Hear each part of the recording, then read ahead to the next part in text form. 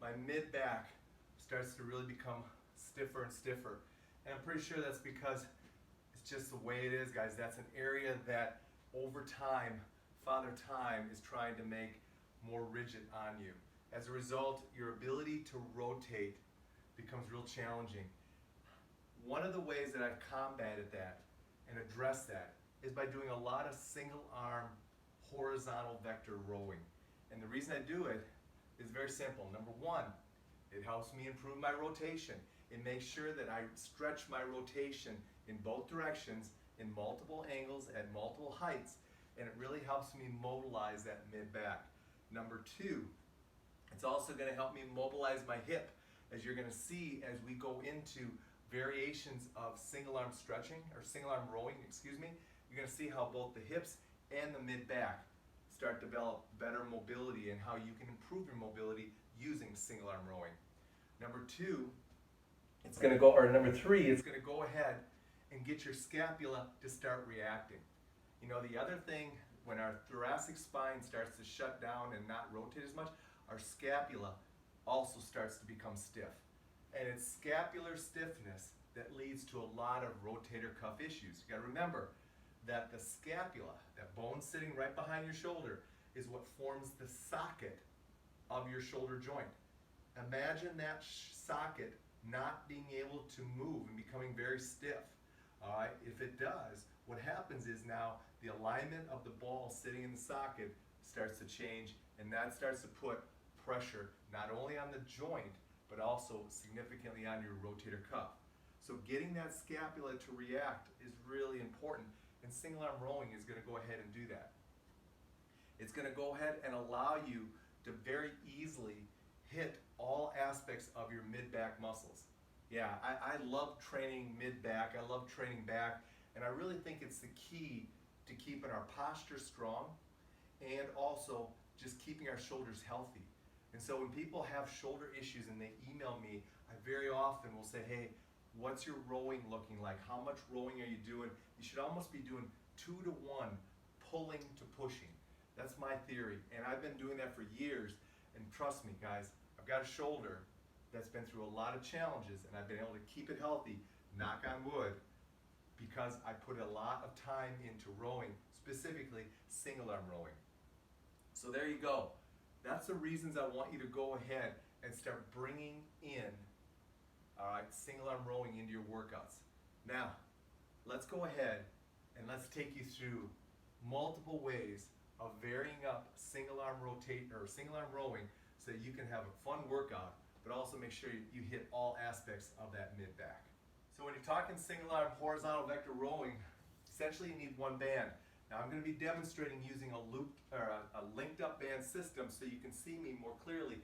However, a lot of times you can do your single arm rowing with just a single band. I will say this though, if you're not keeping tension on the system as you're rowing, let's say as you row the band gets loose, you need to go ahead and go to a lower level of resistance band so that you can always keep tension on the system.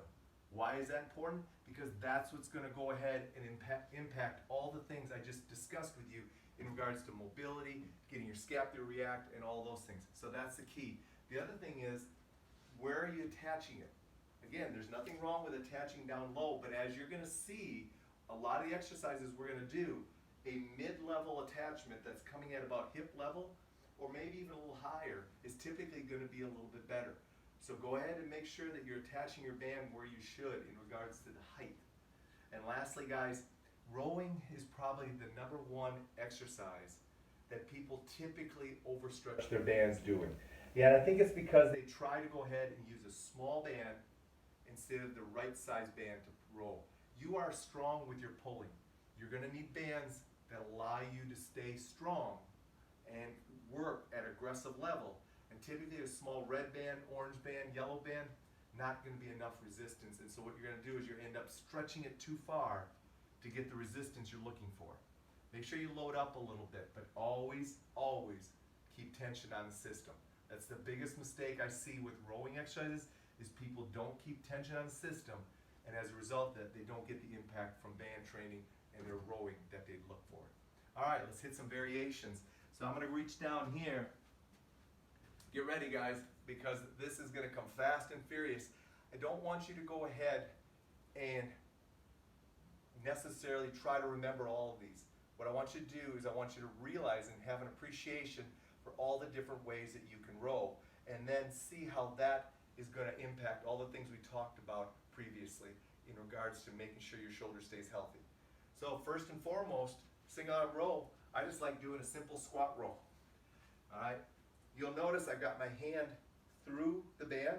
By all means, wear gloves if you find that this is uncomfortable. Put a glove on so it's more padded. All right, but I'm going to do some single arm rowing. Now with that, I can go ahead and drop right into a staggered stance. And now what that frees me up is it opens up my hips so I can start bringing in a little bit more rotation with my single arm rowing.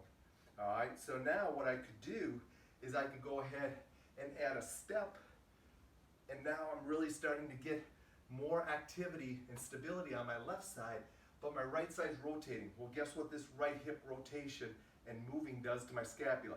It gets it reacting. So now I can go ahead and start getting more scapular reaction going because I've got my pelvis reacting. From there, we could go ahead and easily drop right into more rotation. So now I'm going to go parallel stance, but I'm perpendicular to the band, and I'm going to rotate and pull. Can you see how this is really going to make me have to learn how to not only stabilize on this hip, but get my mid-back to start rotating and turning.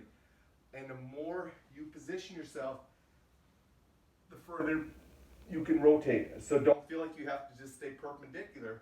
You can go ahead and turn your body to get even more rotation. But here's the key. You've got to go ahead, make sure that you allow your knee, ankle, and hip to flex so you take pressure off the back. You can't lock in straight and rotate. That's going to go through your low back. We don't want it to go through your low back, so please keep yourself athletic. Keep those knees and hips bent so that you can go ahead and keep your low back safe.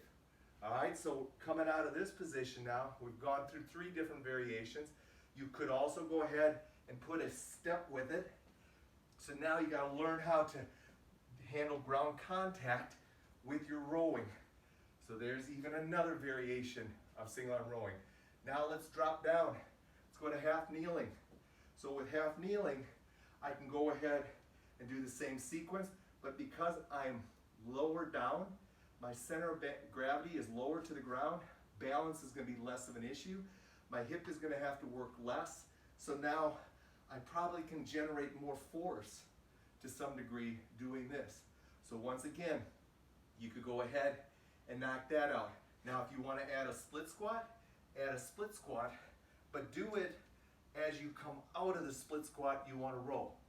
Most people reverse that and they try to row as they split squat. That's going to be unusual for your body. That's not the way it works. Your body pulls with its hip. So as you want to get the hip engaged, so as you come out of it, you're using that hip, that left hip, to activate that right scapula to create a stronger pulling action. So a split squat variation could also be another way to go ahead and do that. You could also go to double kneeling. However, now you don't have that foot out in front, so it's going to be a little bit more challenging because you don't have the strong base of support to dig in. So if you go to double arm kneeling, this is really going to be a mid-back isolated type exercise.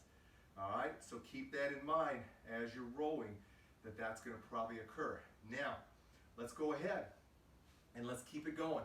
So what if we go to a 4-point position or a 3-point position? Wow, what a great way to go ahead and increase your overhead flexion of your shoulder and get a great stretch of your lats while you're rowing. What do you think about that? Yeah, awesome stuff. Now from there, you could go into a bear crawl position and row. You could go into a full pillar. I'm going to go a little bit more over here so I have room, a full pillar row.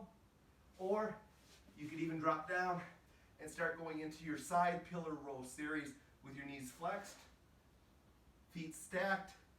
All of those are great ways to go ahead and incorporate single arm rowing. So now you have, I don't know how many more variations of single arm rowing, but we're pulling in quite a few, as you can see.